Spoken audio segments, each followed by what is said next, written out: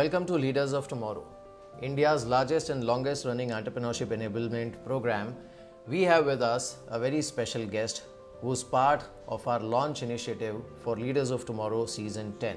We have with us Mr. Rajeev Chandrashekar, who's spearheading the movement that India is taking in skilling, information technology and electronics manufacturing.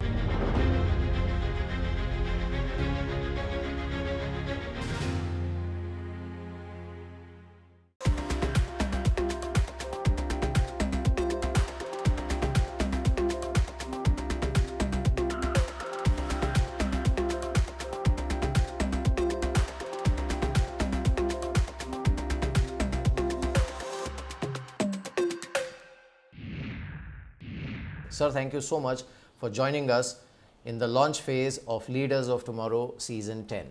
We have seen a lot of action in the entire startup space, including so many big ticket listings, I would say, and the record level of fundraising, the record level of unicorns that have been created in 2021. Now, do you think this ecosystem will continue to benefit, one, from the China Plus One policy that the world is pursuing, and second is the sheer entrepreneurship that is getting promoted in India? No, I think the startup momentum, we are only seeing the early stages of it. I think we are today amongst the top three startup ecosystems in the world. When I was a young entrepreneur, we used to look at Silicon Valley with great awe and inspiration. It is now the exact reverse. People look at this startup ecosystem in India with great awe and respect, not just for the numbers of unicorns, but the quality of the innovation that is coming out of India. This is truly world-class scale, world-class innovation that is coming out of India. And I think we are only at the tip of the iceberg, Mihir. I think the next Right. coming years, we are going to see innovation and startups with deeper tech, with more intellectual property built into it, and in areas like AI, cybersecurity, quantum computing, supercomputing, electronic systems design, semiconductor design. There is all of this is just beginning to take off in this country. So I think the startup ecosystem is here. Silicon Valley, please watch out. We are in the running for number one startup ecosystem in the world, and I think we will get there sooner or later. We will top at least be amongst the top destinations for startup ecosystem.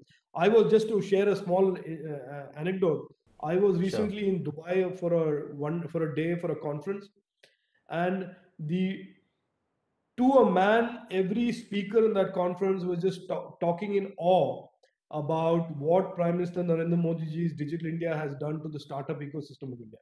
So I think this is early days, Mihir. We will see a lot more and a lot more expansion and growth of this. Right. Now, before we move on to the skilling part or the skills part, one simple question. This whole pandemic triggered a digitization in a lot of critical areas as well, be it healthcare, medical facilities, right from consulting doctors online to attending foreign universities online. So clearly, healthcare and education, these two areas have seen maximum benefit from the digitization that was in a way maybe forced upon us.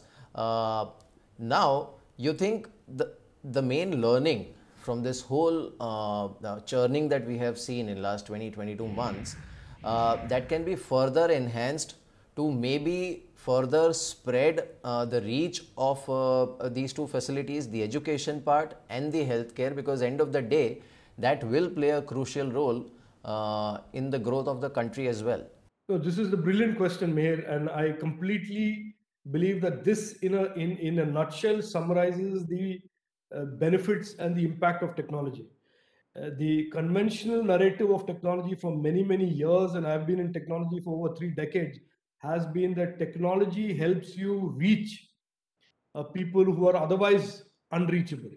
But it is the COVID that has proved that that model actually works in real life. And what is now happening in the post COVID reality, in the post COVID new world, is that now technology is going to be used increasingly to increase the reach of public services, public products. So, therefore, education, health, these are all going to be, in a sense, catalyzed especially in these remote areas where there were either lack of access or lack of choice. Technology is now going to take education to children. Technology is going to take skilling to school dropouts and those who have left school and don't want schooling. Technology is going to take higher education in a very blended form to places that did not have a college or found it difficult to access college and schools. Similarly, the same model applies for health. A doctor sitting in Bengaluru can be treating a patient in North Karnataka, which is a very different demography, different uh, sort of health penetration. A doctor sitting in Chennai could be treating a patient in Jharkhand. So technology has completely demolished the conventional wisdom of reach and equity. And I think that is the most exciting part of deployment of Prime Minister Narendra Modi ji's vision in the coming years. As digital government, that is one of the things that I wanted to also say is that the Prime Minister has signaled a faster acceleration of digitization of government. As you know, education and health are two, but more and more of these public services must be available on blended and digital platforms to each and every citizen of India. That is his vision, and I think the COVID has proved that that works, and it is our mission in the days and months to make that a much more stronger, robust, resilient reality. Obviously, if India has to sustain its digital revolution and actually enable further contribution from digital economy, then we need to one create right kind of skill set and then create right kind of jobs. And you play a very crucial role in that. What is your vision? What are the challenges? What are the opportunities? I think it is very clear that with our demography and our youth population and this energy and confidence that we see post COVID, that India can be a skill hub, white collar to blue collar, for large parts of the world that are looking for skilled talent and skilled workforce. So, first of all, that is just a statement of the opportunity. Is in stark, clear terms. It is a real opportunity. Now, how do we make that opportunity realized and become real? And I think there the answer is that we are reimagining our Skill India skilling program.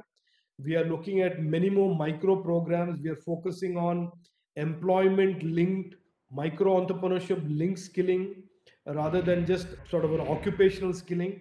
So we are creating a significant amount of focus on how to reimagine skilling, target the youth and give them more opportunities and a gateway. Number two, we are looking at skilling not as skilling alone. We are looking at skilling as a ladder of skilling, reskilling, upskilling, multiple skilling.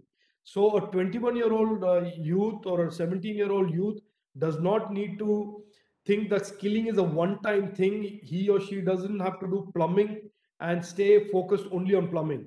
He can do plumbing or she can do plumbing and she can do reskilling up to plumbing sales and plumbing supervision. It could go into design. It could, it is a whole pathway to constantly learn as opposed to just do a learning one time. So that culture has been created.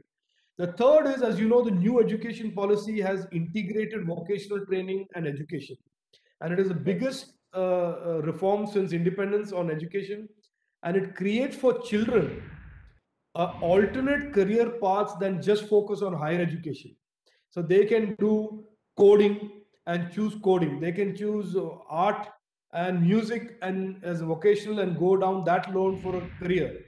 And then you have a structure called the academic banking of credits that children who go down the vocational training, if they want to pivot and come back to higher education and get a higher education degree, they can still do that through banking of credits. So there is a lot of things that we are doing, but at the heart of it, we want to reach a large number of youth in India and make them access skilling programs and skill and development programs that is aligned to their interests rather than forcing them to go down the higher education path all the time, every time. And that, along with the fact that in things like digital skilling, both in terms of using digital platforms to skill and creating digital skilling abilities for everybody who's doing any skilling. because in the future, digital skills are going to be important regardless of whether you are working as a carpentry professional or you're working as a manufacturing supervisor in a factory. So all of that is being focused on and rolled out as we speak. This is what the Prime Minister told us on the 15th of July, 2021, that post-COVID, you have to reimagine skilling and repurposing it based on whatever successes we've had so far. And that's precisely what we are doing. And I think India can be, should be, and will be a supplier or a hub of skilled workforce for the world in the coming years.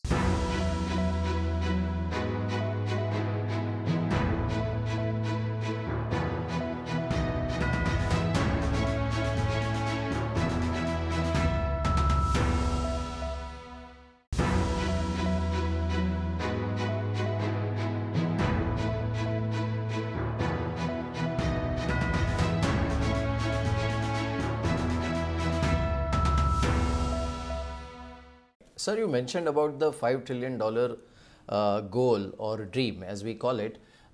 Pre-pandemic, while the economy was growing at, let's say, 6, 7 or maybe 8% in best case scenario, the digital economy even then was growing at double-digit pace, and now it has only accelerated, so that long cherished dream of having a $1 trillion digital economy has almost realized or materialized.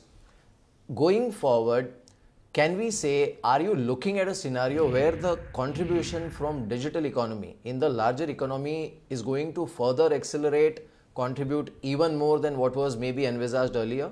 100%, Mihir. I see this, a very sort of back of the envelope assessment that I have is that the digital economy will grow to at about three and a half times the real underlying non-digital economy.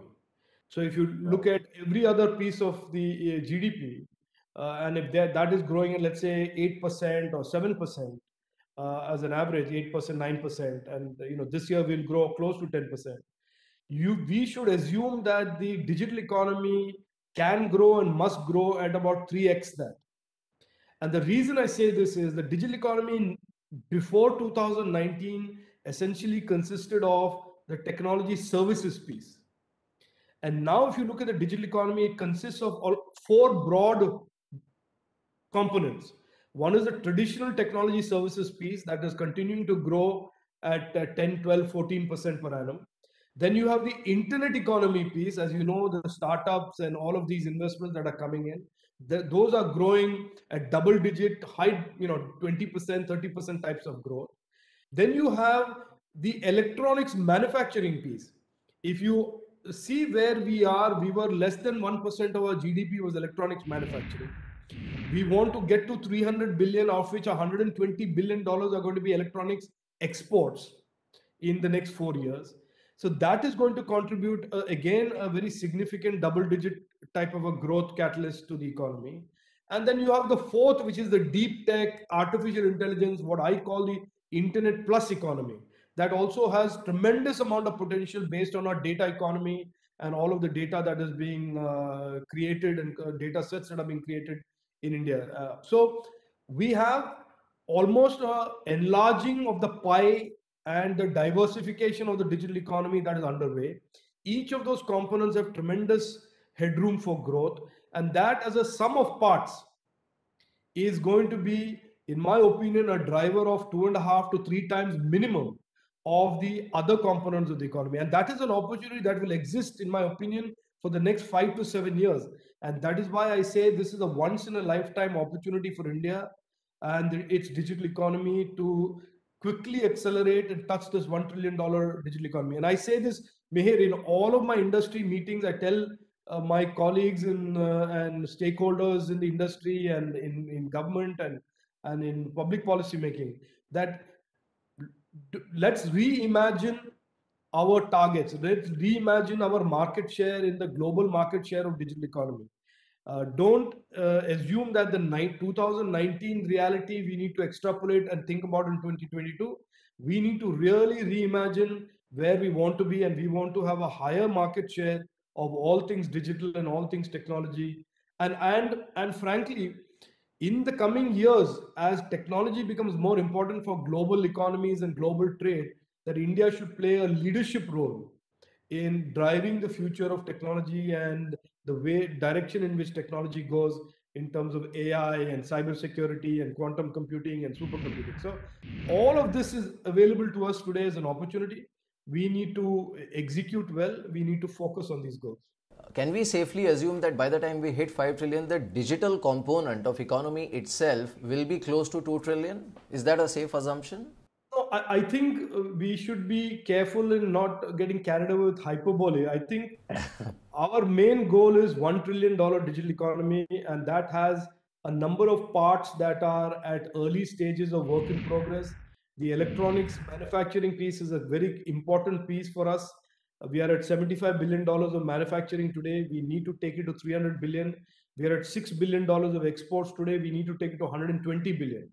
So and then there is the whole internet plus economy, which is AI or data economy, whichever way you want to call it. I prefer calling it the internet plus economy. That is again at very early stages of growth. It needs the legislative framework to fall into place, all of that. But I think if we hit $1 trillion digital economy, we would be amongst the top leading nations of the world in the digital and technology space, clearly. And that itself will have a certain momentum. And from 1 trillion to go to 2 trillion will be a question of just more acceleration and more momentum. But getting to 1 trillion, in my opinion, is the first objective. We should stay focused on that. We need more companies that are unicorns. We need more companies that are large technology companies. Currently, we have 5 or 6 companies alone that are more than 5,000 crores in revenue. We need, and I've said this to the industry openly, we need about 25 to 30 companies that are $1 billion plus in terms of in terms of size, in terms of technology services. I mean, and we need to grow the market. There is an issue of also inclusion, because the opportunities in technology in India have been so far restricted to 4 or 5 towns. And therefore that is in a sense limited talent. We also need to grow the technology ecosystem to beyond these 4 or 5 cities and into tier 2, tier 3 cities that are all anxious to be included in this whole technology revolution and this technology economy. Right. That brings me to my next question. Like you rightly said, the internet plus economy could be a big opportunity globally also, and India definitely needs to do much more than what we are doing. Now, we have already started taking, I would say, the early steps, be it blockchain technology, be it artificial intelligence. Now we have seen a lot of action in creating semiconductor manufacturing capacity as well in India. What is your vision on that? Like couple of years down the line, how these new age technologies and obviously the supply chain issues, including semiconductor chips, are going to shape up the digital part of economy in India and the impact on the larger economy. So first, let me just tell you a little bit about electronics, Mihir. Electronics is one of the largest traded commodities in the world today after Right. petroleum. The total size of the global electronics market is about 1.5 trillion, of which about 800 billion is sourced from China. Right. Post-COVID, there is clearly a sense amongst global value chains that they need to diversify their value chains outside of China and look at other countries like Vietnam, India, Thailand, Japan, etc., as potential manufacturing sources. Now, that is one data point. The second data point I want to tell you is that the future of electronics, which used to be driven by hardware and semiconductor performance, uh, by something called Moore's law, is now is in the middle of a transformation where design and innovation of systems, design and innovation of semiconductors is going to drive the next 10 years of computing performance. So therefore, what was 10 years ago, where people just threw silicon, threw electronics at a board and got more performance out of it, is running its course. And now it is more about software optimization, electronic systems design optimization, semiconductor design innovation, and all of those play to India's strengths. And that is why today, if you see Prime Minister Narendra Modi ji's vision, is electronics manufacture, electronic systems design, and semiconductor systems design and manufacture. So his approach to this is that we will focus on the electronics ecosystem. We will focus on the semiconductor ecosystem. As part of the electronics ecosystem, he has looked at semiconductor, and as part of the semiconductor ecosystem, he's looked at manufacturing and design. So, in my opinion, the $1 trillion digital economy and then the $2 trillion digital economy, as I said to you earlier, has one piece, which is the electronics piece, a significant component. We are today at less than 1% of GDP, or less than 1% of global production. We want to get to 5 to 7 to 8%, and hopefully 10% of all global production of electronics. For that, semiconductors becomes a very important piece of value addition, innovation, and competitiveness for our electronics products and production. So it is a very integrated, very well thought through vision of the Prime Minister. And I am very, very excited because India has tried semiconductors in the past many, many times. It has been, it has tried that in the absence of a proper strategy.